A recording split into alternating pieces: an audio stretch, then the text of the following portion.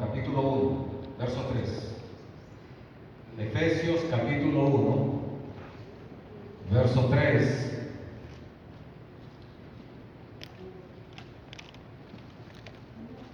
al verso 6. Cuando lo tengan pueden decir amén. Dice la palabra de Dios de la siguiente manera: bendito sea el Dios y Padre de nuestro Señor Jesucristo, que nos bendijo con toda bendición espiritual en los lugares celestiales en Cristo, según nos escogió en Él antes de la fundación del mundo, para que fuésemos santos y sin mancha delante de Él.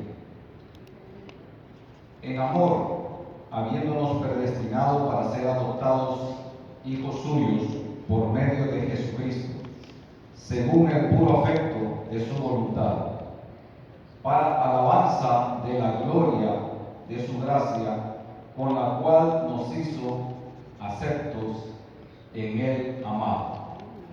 Señor y Padre, te damos gracias en esta hora por el privilegio que nos da, Señor, de estar aquí, un grupo de tus hijos, Señor, buscando de tu santa presencia. Te pedimos, Señor, que nos guíes en el estudio de la palabra de Dios y nuestra fe, Señor, pueda ser edificada y podamos cumplir el propósito, Señor, que tú tienes preparado para nosotros en esta noche. En el nombre de Jesucristo, nuestro amado Salvador, pedimos estas cosas. Amén y amén. Pueden sentarse, amados hermanos. Gloria a Dios. Gloria a Dios. Antes de edificar una casa, uno planifica. Hay un terreno,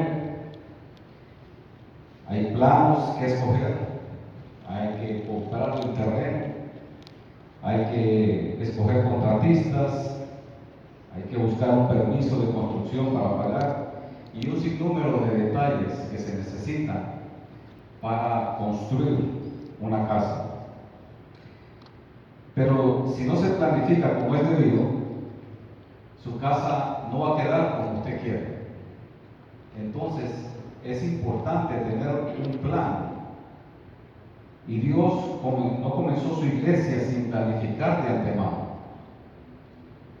De todas las epístolas, la de Pablo a los Efesios es la única que nos da la idea del plan de Dios para su iglesia. En ella el apóstol explica el propósito de Dios en la salvación y la vida cristiana.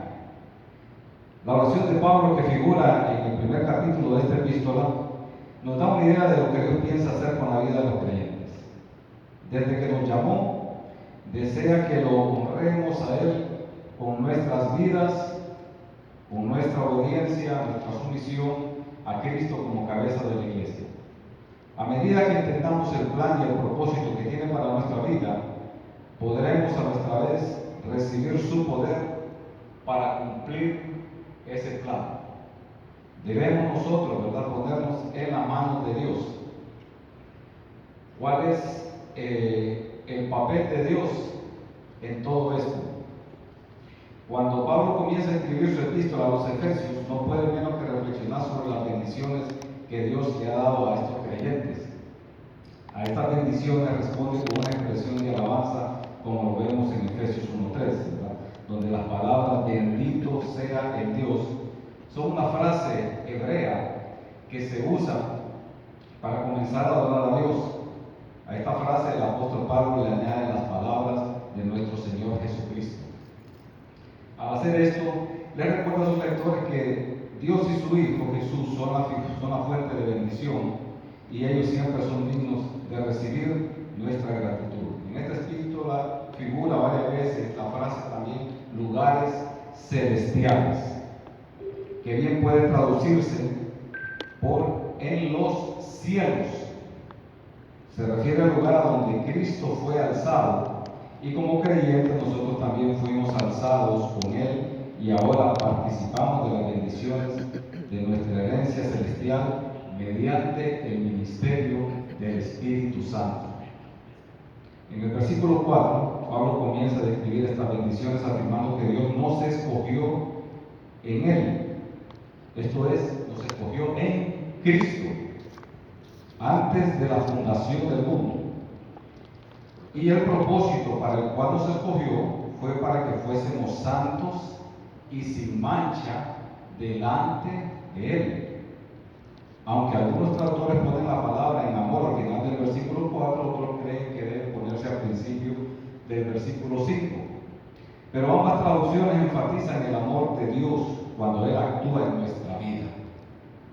Otra bendición que recibimos cuando Dios nos escogió fue la adopción.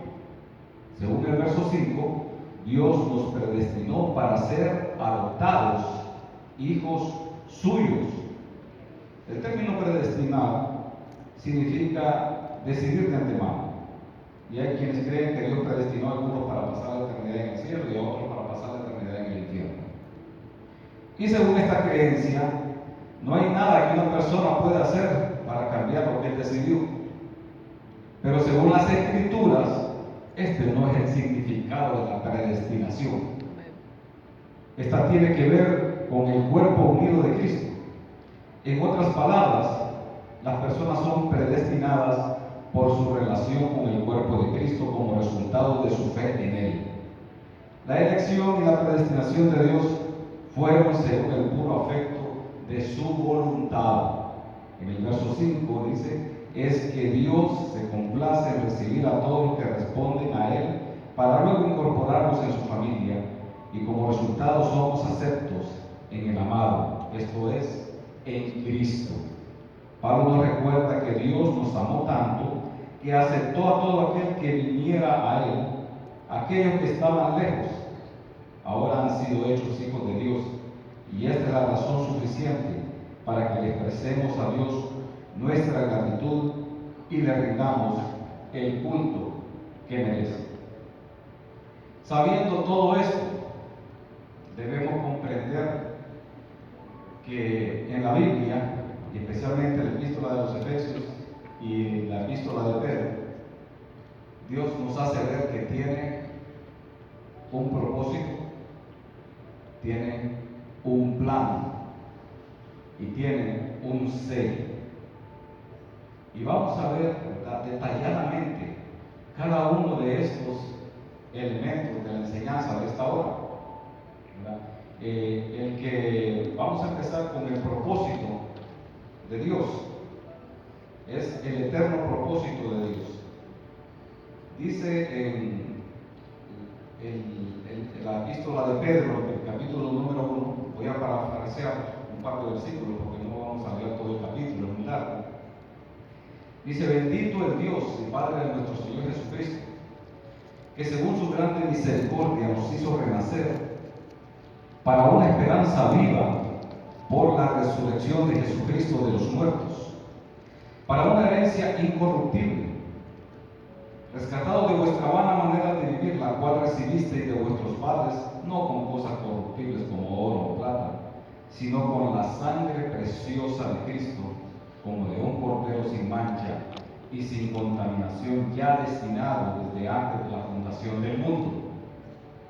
Y en 2 de Timoteo capítulo 1, verso 9 dice, Dios, quien nos salvó y llamó con llamamiento santo, no conforme a nuestras obras, sino según el propósito suyo y la gracia que nos fue dada en Cristo Jesús antes de los tiempos de los siglos. En las Sagradas Escrituras se destaca que la salvación, la redención del hombre fue un propósito eterno en el secreto divino, pero claro, ya manifestado por la aparición de nuestro Salvador Jesucristo, el cual quitó la muerte y sacó a la luz la vida y la inmortalidad por el Evangelio.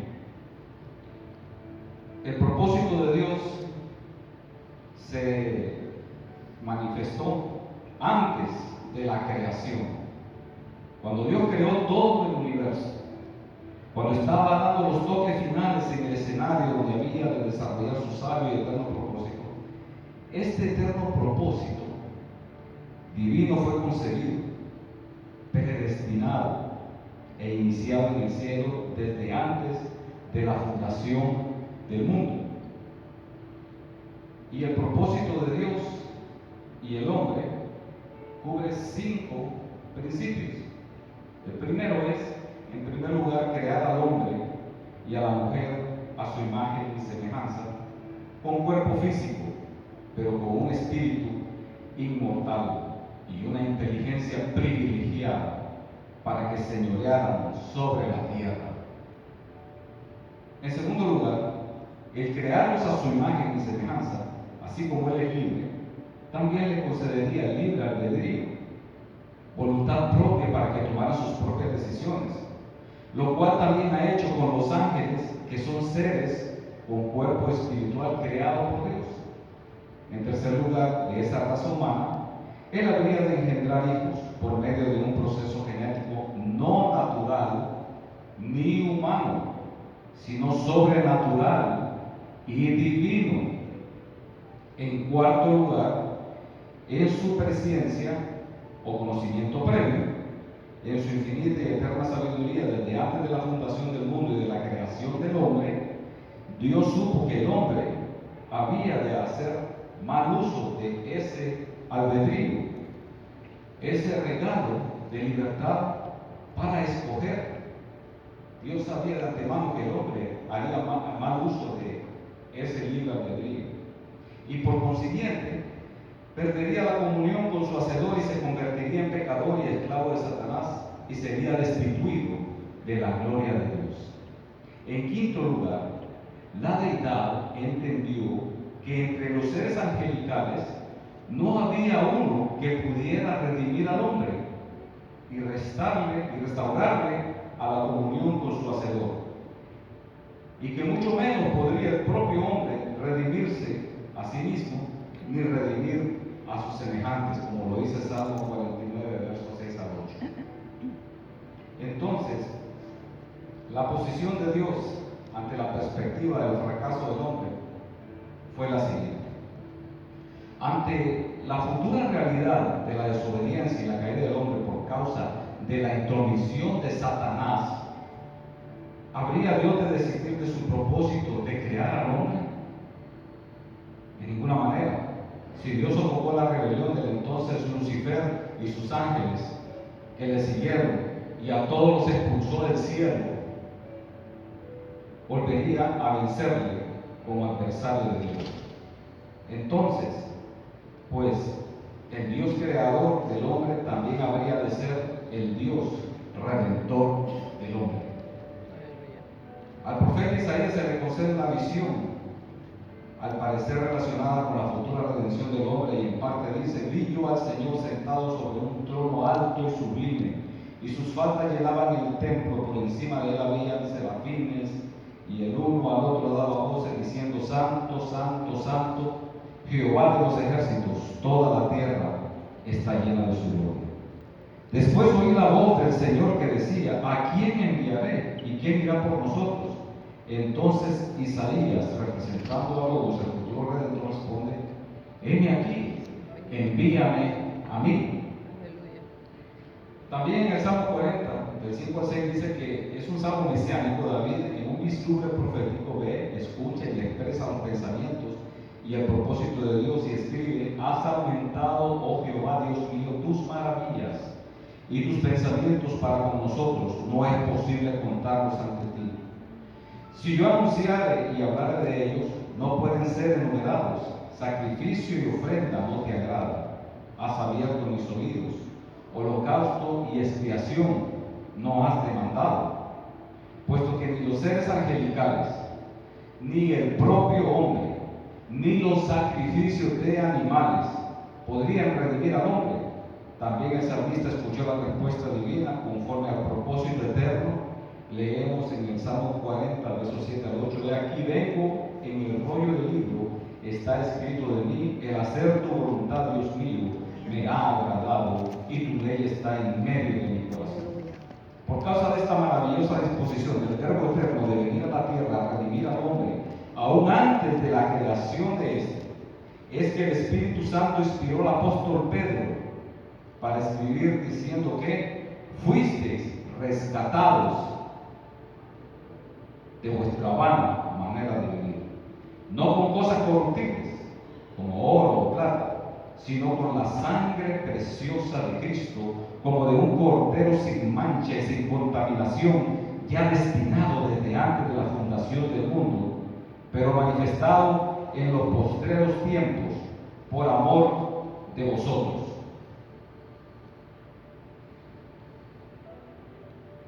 Sabiendo todo esto, Dios ya tenía un plan preparado. En la caída, el pecado destruyó la relación de la humanidad con Dios. Eso lo dice Isaías 59, verso 12. Sin embargo, Dios tenía un plan para redimirnos y restaurarnos de la destrucción del pecado. En Hebreos 2:10 dice: porque convenía aquel por cuya causa son todas las cosas y por quien todas las cosas subsisten, que habiendo de llevar muchos hijos a la gloria, perfeccionase por aflicciones al autor de la salvación de ellos. Jesús, plenamente hombre y plenamente Dios, 100% hombre, 100% Dios, murió voluntariamente por nosotros. Amén. Y trajo la salvación a todos los que creyeran en Él, llevando así a muchos hijos a la gloria. Aleluya. Como resultado de la desobediencia de Adán, toda persona nace pecadora y la muerte entró en el mundo a través del pecado. Sin embargo, Dios mismo se ocupó del problema del pecado mediante el don de su Hijo, pero quiso el Señor quebrantarlo, sometiéndolo a padecimiento, cuando Él se entregue a sí mismo como ofrenda de expiación en la cruz del Calvario. Cristo, la ofrenda perfecta. Aleluya. Aleluya. Le da su descendencia, prolongará sus días, y la voluntad del Señor en su mano prosperará. Según Hebreos 2:10, era conveniente que Dios quebrantara a Jesús para llevar muchos hijos a la gloria. Jesús es el que lleva muchos hijos a la gloria. El Creador se hizo semejante a su creación para salvarnos. Sufrió la muerte para que todos los que confían en Él nunca tengan que morir. Jesús es el líder de nuestra salvación, proporcionando la única forma de salvarse. Donde Adán fracasó, Jesús no lo hizo. Donde Adán trajo la muerte, Jesús trae la vida. Aleluya. Con su muerte y su resurrección, Jesús abre el camino y lleva muchos hijos a la gloria. Gloria a ¿Me Dios. van siguiendo el propósito de Dios? Amén. Llevar muchos hijos a la gloria. El deseo de Dios es llevar a muchos hijos a la gloria. El corazón de Dios es que todos lleguen a la fe en Él, aunque no todos lo harán. Cuando confiamos en Cristo, Él nos introduce en la familia de Dios. Nos convertimos en sus hijos. Cuando Jesús nos lleva a la gloria, nos acoge como a su familia. Y según dice Hebreos capítulo 2 y verso 11, Él no se avergüenza de llamarnos sus hermanos. Amén. Aleluya. ¡Qué Aleluya. precioso! Sí, amén. Jesús está llevando a muchos hijos a la gloria. Primera de Corintios 15, 20, 22 dice: mas ahora Cristo ha resucitado de los muertos, primicia de los que durmieron es hecho. Por cuanto la muerte entró por un hombre, también por un hombre la resurrección de los muertos. Porque así como en Adán todos mueren, también en Cristo todos serán vivificados. Como capitán de nuestra salvación, Jesús venció la muerte y fue el primero en ir a la gloria. La resurrección corporal de Jesús garantiza nuestra futura resurrección corporal. Para el creyente, morir es estar en la presencia del Señor y llegaremos a ser como Él, pues le veremos tal como Él. Gloria a Dios. Como Josué condujo victoriosamente al pueblo de Israel de la tierra prometida, así Jesús nos conducirá a una gloriosa herencia celestial. Y debido a su gran amor por nosotros, Dios proporcionó la única manera de ser perdonados y reconciliados con Él, llevando así muchos hijos a la gloria. El propósito de Dios es llevar muchos hijos a la gloria. voy a repetirlo varias veces. Y por eso nos ha enviado el Espíritu Santo, quien nos pasa por un proceso de santificación progresiva. Gloria a Dios. Y en medio de ese proceso, parte de ese propósito es que alabemos su gloria Aleluya. mientras vivimos aquí y por la eternidad. La alabanza a Dios juega un lugar muy importante en la vida del cristiano que ha nacido de nuevo. Amén. Amén. Por eso debemos siempre darle al Gloria a Señor Dios. la honra que es debida a su nombre. Amén. Amén. En las alabanzas, Yes. porque para eso fuimos creados. Gloria a Dios. Y todo este Aleluya. drama que ha tardado miles de años desde la caída de Adán, el diluvio, la torre de Babel, Abraham, el éxodo de Israel, la conquista, el período de los jueces, el período de los reyes, el cautiverio babilónico, casi 400 años de silencio profético, hasta la aparición de nuestro gran Dios. Gloria a Salvador. Dios. Aleluya. Aleluya. Su nacimiento, su vida, su muerte, derramando su sangre en la Yes. cruz y su gloriosa resurrección, Sí, y amén. hacer de dos pueblos, de la nación de Israel y el pueblo gentil, un solo pueblo, Amén. ha sido un propósito para llevar muchos hijos a la gloria. Gloria a Aleluya. Dios. O sea, todo este costo de pasar por tratar con la humanidad de Dios en su paciencia es porque en el cielo solo estaba el unigénito Hijo de Dios. Y Él quería de la raza humana llevar muchos hijos a la gloria mediante la santificación del Espíritu. Aleluya. Aleluya. Un día Él volverá como lo prometió por su novia, que es la iglesia, y las señales de su segunda venida las estamos viendo ya en nuestros días. Ya cada día que pasa, pareciera que se cumpliera una profecía diariamente. Amén. Es tremendo, ¿verdad? La velocidad con la que estamos viendo muchos eventos proféticos y lo que veremos pronto. Amén.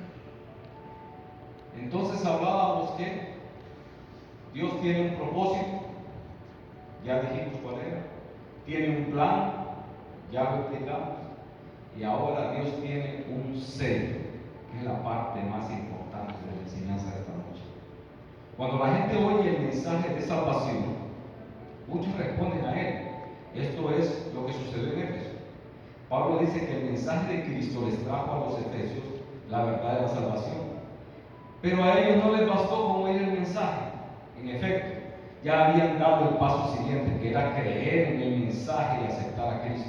Y como resultado de esto, fueron sellados con el Espíritu Santo.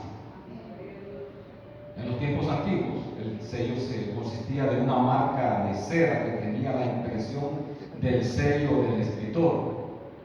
En algunos casos tenía la imagen de algo parecido al escritor.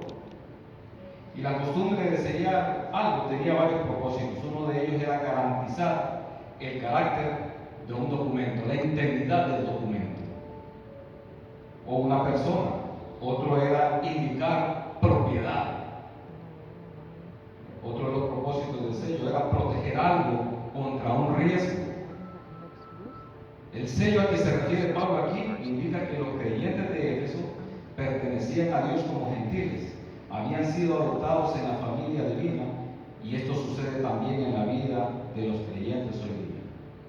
Y a mí me gustan las traducciones originales de la Biblia, porque dice de la siguiente manera: porque desde que creísteis, fuisteis sellados con el Espíritu Santo de la promesa. Aleluya. Entonces vemos, ¿verdad?, que el Espíritu Santo da testimonio a nuestro espíritu de que somos hijos y herederos de Dios. Eso lo dice Romanos 8, 16, 17. El sello del Espíritu Santo implica que los creyentes son de Dios, están protegidos por Él y tienen, por tanto, la seguridad de que se cumplirá en ellos su plan eterno a medida que le obedecen. En otras palabras, tiene el Espíritu Santo habitando en su corazón, usted tiene la seguridad eterna de salvación. Amén. Otra comparación hace Pablo en Efesios 1:14, donde dice que el Espíritu Santo es la arras de nuestra herencia. Las arras eran lo que se daba como garantía de que en una fecha futura se entregaría el resto. Esto significa que el Espíritu Santo les garantizó a los efesios que aceptarían el plan de Dios para ellos y que procuraría que se cumpliera. Cuando esta vida llegue a su fin, los creyentes disfrutarán plenamente del fruto del Espíritu y de las otras bendiciones de Dios que ahora están a disposición de ellos. Y Pablo se da cuenta de que la gran obra que Dios está haciendo en los creyentes tal vez no se cumple en esta vida. Por eso es que las palabras finales en esta sección se refiere al tiempo en que cada uno llegará a la eternidad. En realidad, la plena redención tendrá efecto cuando entremos por las puertas de la eternidad. Esta será la redención de la posesión de Dios. Entonces Él rescatará todo lo que es suyo, como Él nos hizo y como nos compró por precio, recibirá también todo el reconocimiento. De hecho, será para alabanza de su nombre. Y en el cielo estaremos cantando aleluya. En el capítulo 19 de Apocalipsis es un capítulo donde se describen 4 aleluyas, alabando al Cordero que pagó el precio por nosotros.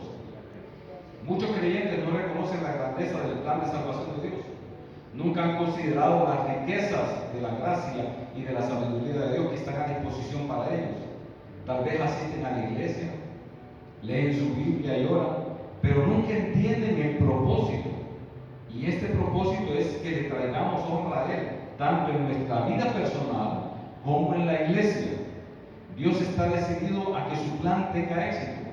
Por eso ha hecho a Cristo la fuente de la iglesia y a su Espíritu Santo la garantía de la aprobación y aceptación de sus hijos. Por último, quiero leer Filipenses 1:6. Dice: estando persuadido de esto, que el que comenzó la buena obra la perfeccionará hasta el día de Jesucristo. Cuando Cristo vino a nuestro corazón, nuestra vida entera cambió. Su paz y su amor alejaron de nosotros la duda, la tristeza y el temor. Nos convirtió en preciosos templos y envió su espíritu de vida a morar en nuestros corazones. Nuestra vida comenzó cuando resucitó nuestro espíritu que estaba muerto en delitos y pecados, para seguir el camino de santidad mirando a la meta sin mirar atrás. Y aunque algunos hagan naufragio en la fe y se descarríen, nosotros no somos de los que retroceden para perdición, sino de los que tienen fe para preservación del alma. Eso lo dice Hebreos 10:39. Por eso, pero eso tan grandioso y glorioso como lo es, solo fue el comienzo. Ahora su espíritu de santificación nos guía para preservar nuestra alma y no retroceder por medio de nuestra fe, dando mucho fruto. Tenemos que dar fruto de paciencia por medio del sufrimiento y las aflicciones. Fe en medio de las pruebas. Humildad y mansedumbre en medio de calumnias y murmuraciones. Como también amor, que es nuestra motivación para hacer el bien. Gozo, que es nuestra fortaleza. Paz en medio de las tormentas, que sobrepasa todo entendimiento. Benignidad, bendiciendo y perdonando. Bondad, no devolviendo mal por mal. Y dominio propio para vencer las tentaciones. Manteniendo nuestra comunión con Cristo por medio de su Espíritu Santo, hasta el día que perfeccionará todo nuestro ser, espíritu, alma y cuerpo irreprensible en el arrebatamiento, para entrar en las moradas de nuestro Padre Celestial. El Señor mismo, con voz de mando, descenderá del cielo, y los muertos en Cristo resucitarán primero. Luego nosotros, los que vivimos, los que hayamos quedado, seremos arrebatados juntamente con ellos en las nubes, para recibir al Señor en el aire, y así estaremos siempre con el Señor. El acontecimiento esperado por los cristianos, ¿verdad?, está descrito en 1 Tesalonicenses 4, 16, 17. La Biblia, la palabra de Dios, declara que Jesucristo volverá un día. Esto puede parecer sorprendente para algunos, sin embargo, las profecías de la Biblia siempre se cumplen. Varios acontecimientos que ella anunció con siglos de antelación se produjeron efectivamente. Nada puede anular el plan de Dios. El Señor Jesucristo volverá. La Santa Escritura, que guarda silencio respecto a la fecha de este regreso, nos revela un misterio. De los que creen en Jesús serán hechos semejantes a su Salvador. Cuando Él se manifieste, seremos semejantes a Él.